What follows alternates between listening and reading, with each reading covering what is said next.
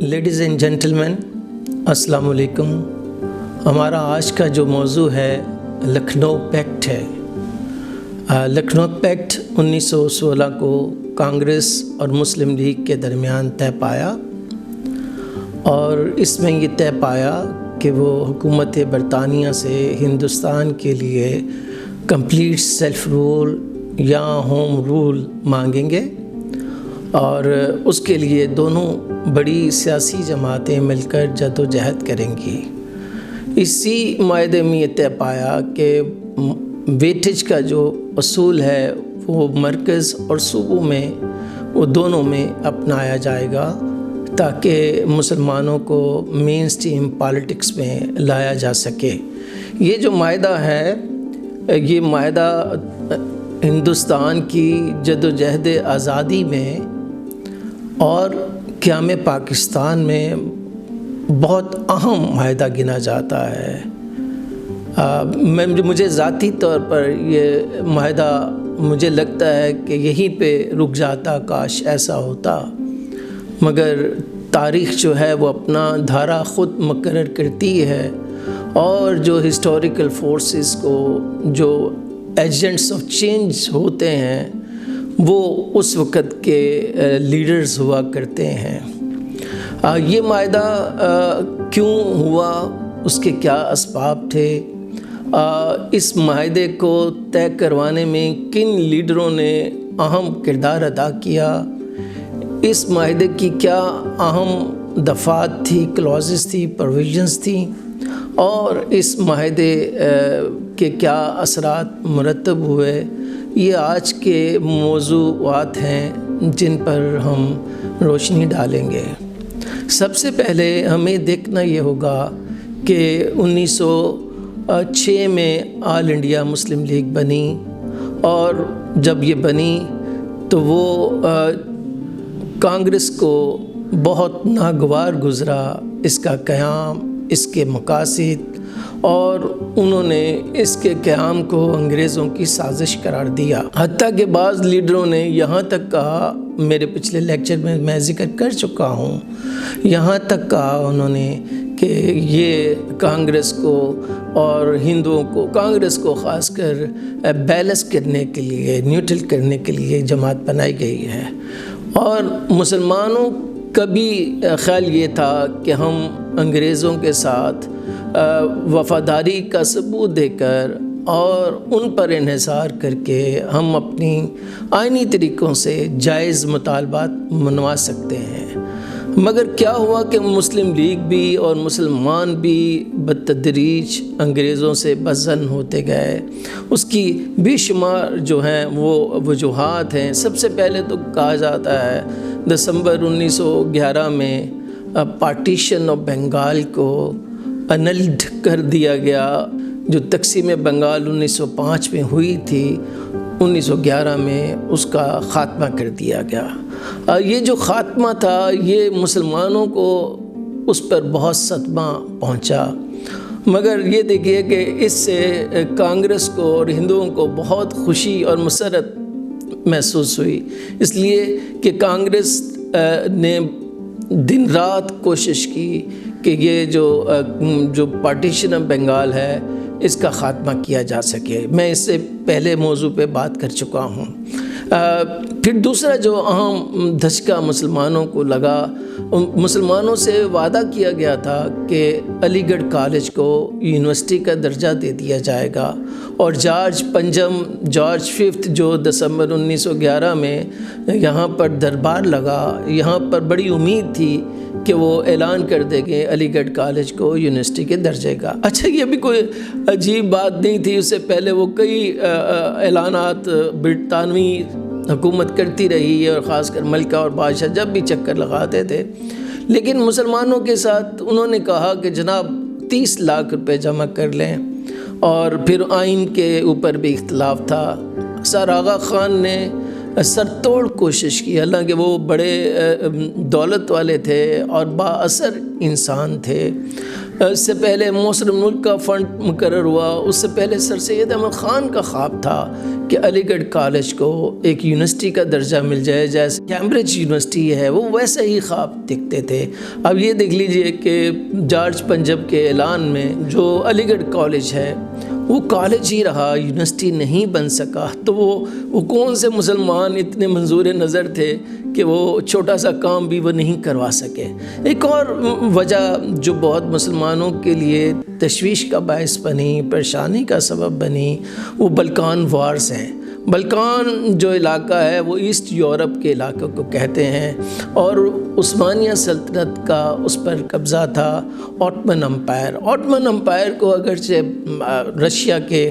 صدر نے سک مین آف یورپ تو 1820-25 کو ہی کہہ دیا تھا، اور یہ تجویز بھی دی تھی برطانیہ کو کہ ہم اسے سک مین آف یورپ کو، عثمانیہ سلطنت کو ہم اپنے اپنے حصوں میں تقسیم کر لیتے ہیں، لیکن ان دنوں برطانیہ کے بڑے قریبی تعلقات تھے عثمانیہ سلطنت سے، اور انڈیا میں وہ نہیں چاہتا تھا کہ رشیا اس طرف سے ہندوستان تک پہنچے اور مڈل ایسٹ تک پہنچے۔ انہوں نے بات نہیں مانی، لیکن 1910 کے بعد جو ہے وہ بتدریج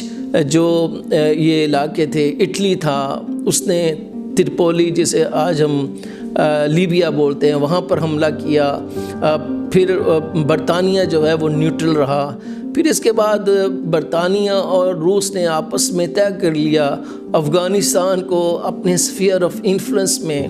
کہا کہ یہ علاقے میں آپ کی انفلوئنس چلے گا اور اس خطے میں ہمارا چلے گا۔ جب پوری دنیا میں مسلمانوں نے احتجاج کیا اٹلی کے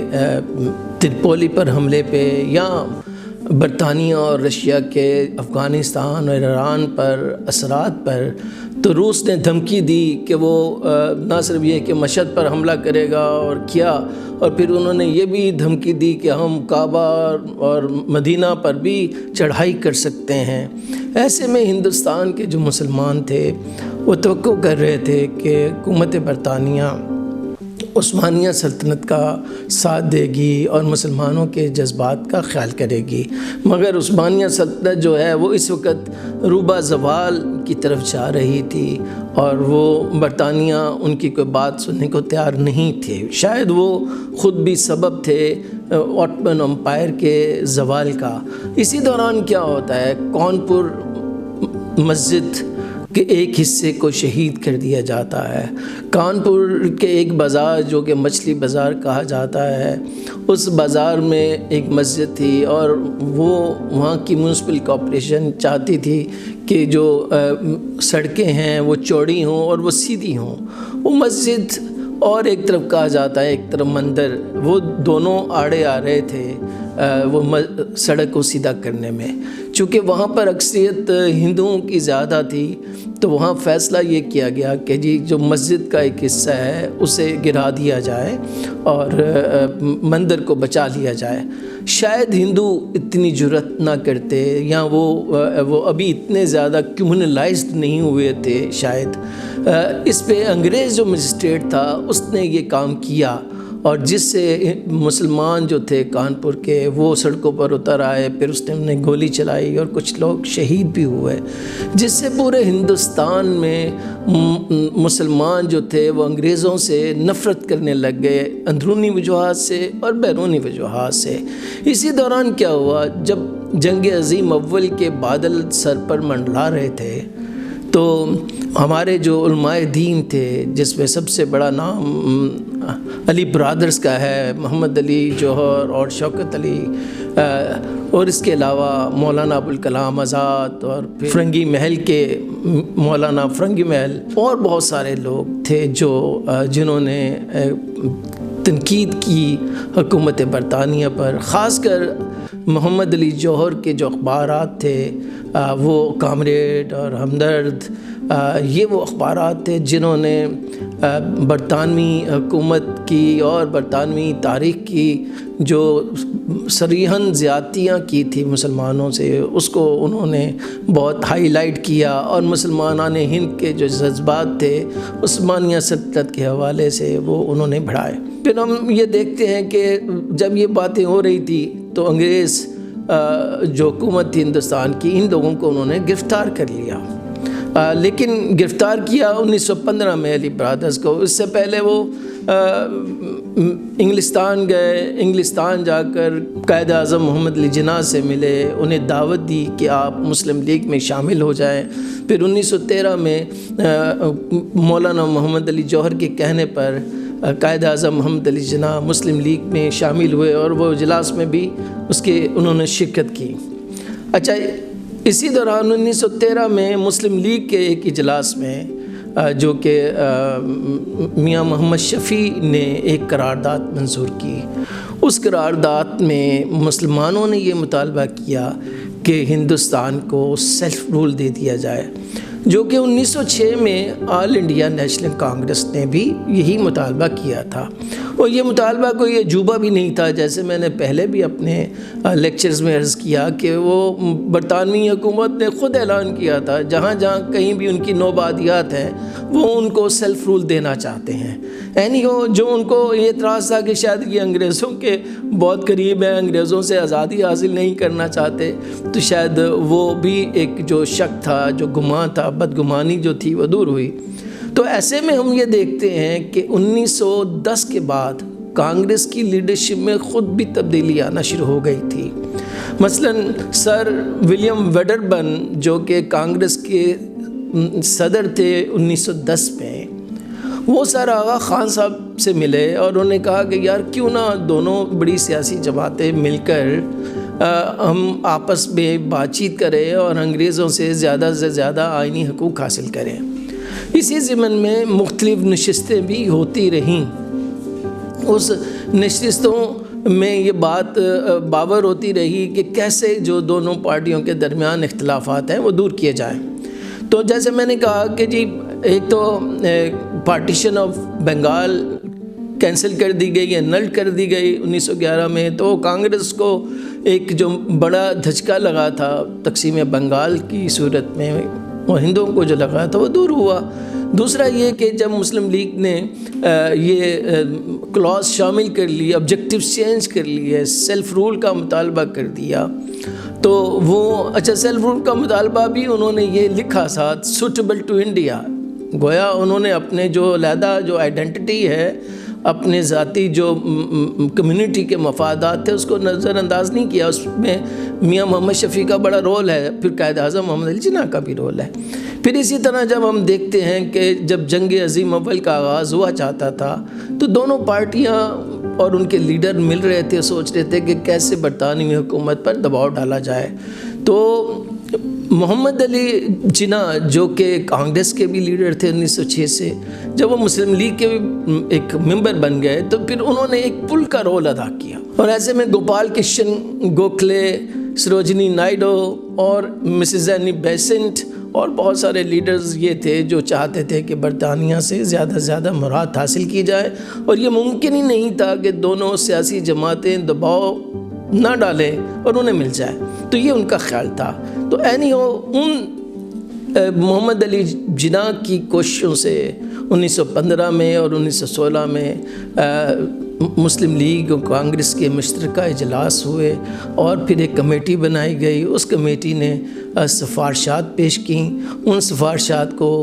لکھنؤ دسمبر 1916 میں دونوں سیاسی جماعتوں نے منظور کر لیا۔ جب وہ منظور کر لیا اسے معاہدہ کہتے ہیں، پیکٹ، لکھنؤ پیکٹ 1916 اسے بولا جاتا ہے۔ اب یہ دیکھنا پڑے گا اس کی کیا اہم جو کلازز تھی، پروویژنز تھی، وہ کیا تھی۔ ریفارم سکیم یا مین کلازز آف دا پیکٹ وہ کیا ہیں، وہ میں جلدی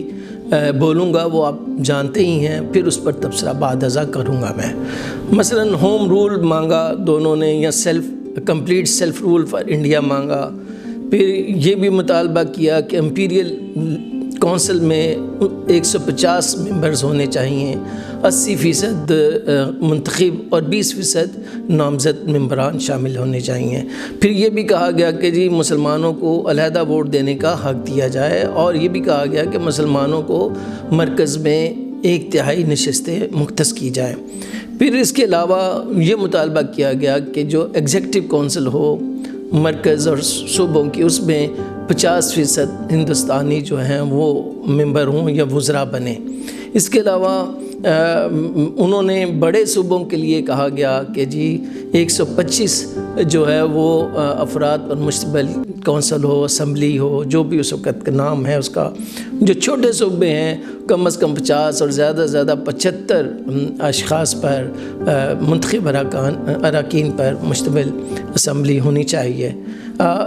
یہ کہا گیا کہ جی پرنسپل آف ویٹیج جو ہے وہ متعارف کروایا جائے صوبوں میں۔ اب جو پرنسپل آف ویٹیج کے تحت جو انہوں نے طے کیا، یہ کہا کہ 50% پنجاب میں، 40% بنگال میں، 30% یو پی میں، 25% بہار میں، 15% سی پی میں، 15% مدراس میں، 33% بمبئی میں۔ یہ آپ دیکھ لیجئے اس وقت 6 صوبے تھے، 6-7 صوبے اس وقت موجود تھے، جو بعد ازاں ہم دیکھیں گے مرتے گرتے گراتے 1932 کے بعد 11 صوبے سب کانٹیننٹ کے بنیں گے۔ آگے ہم چلتے ہیں کہ انہوں نے مطالبہ کیا جی صوبائی خود مختاری دی جائے، اور وہ تاکہ وہ اپنے انتظامی امور وہ چلا سکیں۔ پھر انہوں نے کہا کہ جی گورنر کے اختیارات جو ہیں وہ کم کیے جائیں۔ پھر انہوں نے یہ بھی مطالبہ کیا کہ سیکرٹری آف اسٹیٹ جو تھا اس کی کونسل کا خاتمہ کیا جائے، اور سیکرٹری آف اسٹیٹ کے جو اخراجات ہوتے ہیں وہ برطانوی خزانے سے ادا کیے جائیں۔ یہ ہیں بڑی بڑی جو چیزیں انہوں نے مطالبات کیے، اور بھی اس میں ہیں۔ مثلا انہوں نے کہا جی جیسے سیپریشن آف پاور کی جو تھیوری ہے مونٹسکی، وہ جو امریکہ میں ہے کہ جی ایگزیکٹو اور جوڈیشری کو علیحدہ کیا جائے، یہ اس وقت 1916 میں انہوں نے مطالبہ کیا۔ اور یہ بھی کہا جی انڈین سول ڈیفنس سروس جو ہے وہ انڈین کے لیے کھولا جائے، اور سول سروسز بھی جو ہے وہ انڈین کے لیے کھولی جائے، جو کہ سر سید پر اعتراض ہوتا تھا کہ انہوں نے اعتراض کیا۔ یہ 1916 میں یہ مطالبہ چل رہا ہے۔ پھر یہ کہ انڈین گورنمنٹ نامزد کرے جو سول سروسز کے جو لوگ ہیں۔ اب بڑے اہم مطالبات تھے جن پر، اور وقت تقاضا بھی تھا کہ یہ مطالبات کیے جائیں۔ اب ہم اس کی اہمیت کو دیکھتے ہیں کہ کیا اہمیت ہے، سگنیفیکنس کیا ہے۔ سب سے پہلی جو پاکستان کے لیے سگنیفیکنس ہے اس کی کہ جی مسلمانوں کو ایک علیحدہ ووٹ دینے کا حق مل گیا۔ اچھا، یہ شروع ہوا سر سید احمد خان کے زمانے سے۔ 1896 میں انہوں نے ایک خط لکھا تھا، ایک یادداشت لکھی تھی وائس رائے کو، جب 1892 کا ایکٹ آ گیا تھا کہ جی جب ہمیں ہندوستان میں ایک انتخابات کا اصول نافذ ہی ہو گیا ہے تو کیوں نہ مسلمانوں کو مسلمان ہی چنیں۔ پھر اسی طرح شملہ وفد میں بھی مین مطالبہ یہی تھا ان کا، اور پھر مسلم لیگ کے جو مطالبات تھے ان میں بھی یہ شامل تھا۔ 1909 میں جو کہا جاتا ہے یار یہ دیکھیں جی یہاں پر ہندو قومیت کے ٹکڑے ہو گئے اور دھرتی ماتا کے ٹکڑے تقسیم بنگال سے ہوئے، اور ہندوستان جو قومیت کی بنیاد پر تقسیم ہوا 1909 میں مارلیمنٹر آف آرمز میں، وہاں پر صرف 7 لوگ، تقریباً 7 لوگوں مرکز میں مسلمانوں کو منتخب کرنے کی، علیحدہ ووٹ دینے کے اختیار سے موقع ملا تھا۔ اب یہاں پر انہوں نے یہ مطالبہ کیا ہے کہ سیپریٹ ڈیٹ، گویا گوپال کرشن گوکھلے جیسے جو بیلنسڈ آدمی، امپارشل اور روشن خیال آدمی تھے، ان کے اثرات سے یہ بات آگے بڑھی ہے۔ اسی طرح جو مسلم لیگ کو 1906 میں کانگریس مان نہیں رہی تھی، انگریزوں کی پیدا کردہ ایک جماعت دے رہی تھی، 10 سال کے اندر انہیں احساس ہو گیا کہ دنیا بھر میں 2 جماعتیں، 2 بڑی سیاسی جماعتیں، جہاں کہیں بھی جمہوریتیں ہیں وہاں ہے، تو کیا فرق پڑتا ہے کہ اگر مسلم لیگ بھی ایک سیاسی جماعت ہو، ٹھیک ہے وہ ایک کمیونٹی کی نمائندگی کر رہی ہے، تو وہ اس کمیونٹی کو آپ سائڈ لائن کر کے آگے نہیں بڑھ سکتے، اور یہ بڑی اچھی اپروچ تھی میں سمجھتا ہوں۔ اب یہ دیکھیں جس کو ambassador of Hindu Muslim unity کہا گوپال کرشن گوکھلے نے کہا، سروجنی نائیڈو نے کہا، اور بڑے لوگوں نے انہیں خطابات سے نوازا، وہ ان کی خدمات کے عوض ہی یہ سارا کچھ ہوا تھا۔ میں اس پہ کیا تنقید کروں، میں سوالوں جوابات کا جب آئے گا تو میں پھر اس پر بات کروں گا۔ جی سوال کیجیے۔ جی بڑا اچھا آپ کا یہ سوال ہے کہ قائد اعظم محمد علی جناح پر تنقید کی جاتی ہے کہ یہ جو پرنسپل ویٹیج ہے جو صوبہ پر اپلائی کیا گیا وہ اس سے پنجاب اور بنگال دو واحد صوبے تھے 7 صوبوں میں جو مسلمان اکثریت میں تھے، وہ دونوں میں جاتی رہی اکثریت۔ علامہ اقبال بہت اس پر ناقد تھے، اسی طرح فضل الحق بنگال کے وہ بڑے ناقد تھے، چودھری خلیق الزمان نے اسے کمزور معاہدہ کہا۔ لیکن میں عموماً بچوں کو یہ کہتا ہوں، یہ کوئی سیاسی جو ہے وہ معاہدہ ہے، سیاسی معاہدے میں جو ہوتا ہے وہ کچھ لو والا ہوتا ہے، یہ کوئی پروین شاکر والا کہ اس شرط پہ کھیلوں گی پیار کی بازی والا یہ کام نہیں ہے کہ ہر صورت میں جیت آپ ہی کی ہوگی۔ تو جناح کے نزدیک اس وقت صوبے اہم نہیں تھے، اس وقت ہندوستان کی آزادی اہم تھی، اور یہ کہ مسلمانوں کو ایک علیحدہ قوم کے طور پر منوانا اور 2 جماعتوں کو ایک ہم خیال بنانا وہ سب سے اہم تھا۔ وہ بعد میں دیکھیں گے کہ جو جناح تھے وہ انہوں نے اپنی انہوں نے 7 کہہ لیجیے غلطی کی یا ان سے غلطی کروائی گئی، وہ اس کی اصلاح کرنے کی کوشش کریں گے، مگر کانگریس نے 7 غلطی نہیں کی تھی۔ کانگریس کو پتہ تھا کہ 2 ہی وہ صوبے ہیں جہاں پر مسلمان اکثریت میں ہیں، ان صوبوں سے ان کی اکثریت کا خاتمہ کیسے کیا جائے۔ وہ جو بڑا رولا ڈالتے تھے، بڑے احتجاج کرتے تھے، جی تقسیم بنگال، وہ جی قومیت زبان اور کلچر، وہ زبان اور کلچر کو ملا بھی دیا تو انہیں پتہ چلا کہ بنگال میں ابھی بھی 52-53% تو مسلمان اکثریت میں ہیں۔ تو گویا جب بھی صوبائی اسمبلیوں بنیں گی تو مسلمان اکثریت میں آئیں گے، تو ان کے کانسیپٹ تو بڑے کلیئر تھے، ان کی پولیٹیکل ویژن اور وزڈم وہ جو ہے 1916 میں 5 سال بعد ہی پتہ چل گیا، جو نہیں یقین کرتے تھے کہ یہ تقسیم بنگال کے خلاف جو ہنگامہ رائی ہے اس کے پیچھے اصل سبب کیا ہے، تو وہ لکھنؤ پیکٹ پڑھ لے تو انہیں سمجھ آ سکتی ہے۔ اب آگے چلتے ہیں کہ جی وہ جو ہوم رول قومیت پرستی کا جو آپ نے ذکر کیا ہے، بھئی ہوم رول اس وقت یہی تھا کہ صوبائی سطح پر ہمیں اختیارات مل جائیں۔ ان کے نزدیک کوئی ویژن یہ نہیں تھی کہ ہندوستان ابھی چھوڑو، اور الزام لگا دیتے ہیں کبھی کسی پہ وہ قوم پرست تھا یا قوم پرست نہیں تھا۔ ابھی آپ کتنے قوم پرست تھے اور آپ خود کتنی خود مختاری چاہ رہے تھے۔ ابھی تو آپ منتیں کر رہے ہیں کہ 80% صرف ہمیں منتخب اراکین کو آنے دو اور 20% خود لے لے۔ یہ ہوم رول کا آپ کا تصور تھا، اور آپ چل پھرتے ہیں کہ جی وہ دیکھیں جی ہندو قوم پرست تھا، مسلمان نہیں تھا، سکھ نہیں تھا، بس آپ ہی تھے، باقی تو کوئی تھا ہی نہیں۔ تو قوم پرستی کا اس وقت معنی ہوم رول تک ہی تھا، یہ سیلف رول تک ہی تھا، اور اس میں سب شامل تھے، کانگریس بھی شامل تھی، مسلم لیگ بھی شامل تھی۔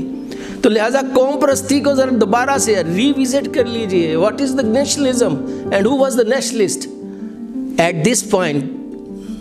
Both parties, both communities were nationalist, اس لیے کوئی بڑا نیشنلسٹ یا کم نیشنلسٹ، اور اس نیشنلسٹ اور یہ جو پیکٹ کروانے میں جن نے رول ادا کیا وہ قائد اعظم محمد علی جناح تھے اور گوپال کرشن گوکھلے تھے، اور جو ہندو جو متوازن ذہن لیڈر تھے انہوں نے رول ادا کیا، اور جو کہ بہت اچھی بات تھی۔ اب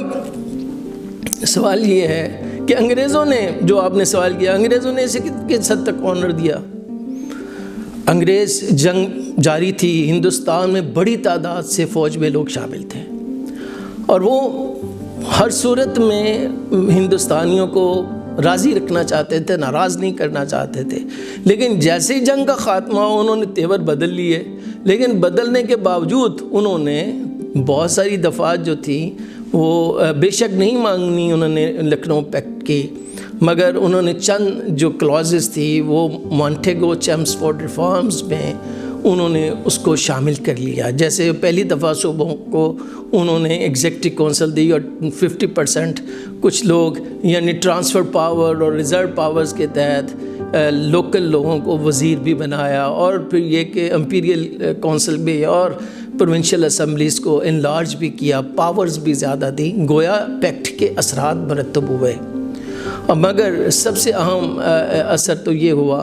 کہ جو کانگریس اور مسلم لیگ دونوں کا حسین امتزاج ہوا، اور یہ امتزاج جو ہے اس کا نتیجہ یہ نکلا کہ 1916 سے لے کر 1922 تک کانگریس اور مسلم لیگ ایسے ہی جڑی ہوئی تھی۔ ہر سال دونوں جماعتوں کے سالانہ اجلاس ایک ہی جگہ ہوا کرتے تھے، دونوں سیاسی جماعتوں کا ایک ہی نقطہ نگاہ تھا، اور منزل بھی بظاہر ایک ہی تھی کہ ہوم رول لینا ہے۔ اگر رولٹ ایکٹ کے خلاف اکٹھے ہوئے تھے تب اکٹھے تھے، جب بائیکاٹ کیا مانٹیگو چمسفورڈ ریفارمز کا تو دونوں اکٹھے تھے، جب خلافت موومنٹ کا آغاز ہوا تو دونوں اکٹھی تھی۔ تو اور یہ جو پیریڈ ہے،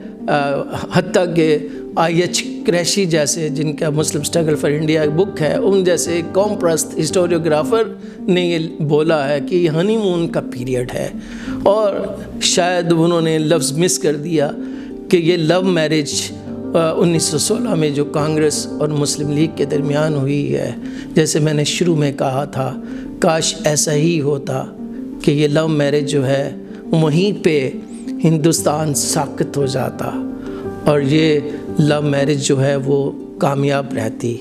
مگر لو میرجز اور یہ پولیٹیکل پیکٹس ہوتے ہیں، اس میں بہت سارے عوامل مجبوراً اکٹھا کرتے ہیں، کچھ عوامل عقلی طور پر ملنے کو کرتے ہیں۔ اب دیکھنا یہ ہے کہ بے وفائی کون کرتا ہے، اور کانگریس یا لیگ، کیا کانگریس مسلم لیگ کو مسلمانوں کی نمائندہ مانتی رہے گی؟ کیا کانگریس مسلمانوں کو ایک علیحدہ وہ قوم کے مانتی رہے گی؟ کیا کانگریس مسلمانوں کے علیحدہ ووٹ دینے کے حق کو تسلیم کرتی رہے گی؟ کیا کانگریس مسلمانوں کو جو سینٹر میں ویٹیج دیا تھا اسے مانتی رہے گی؟ نہیں،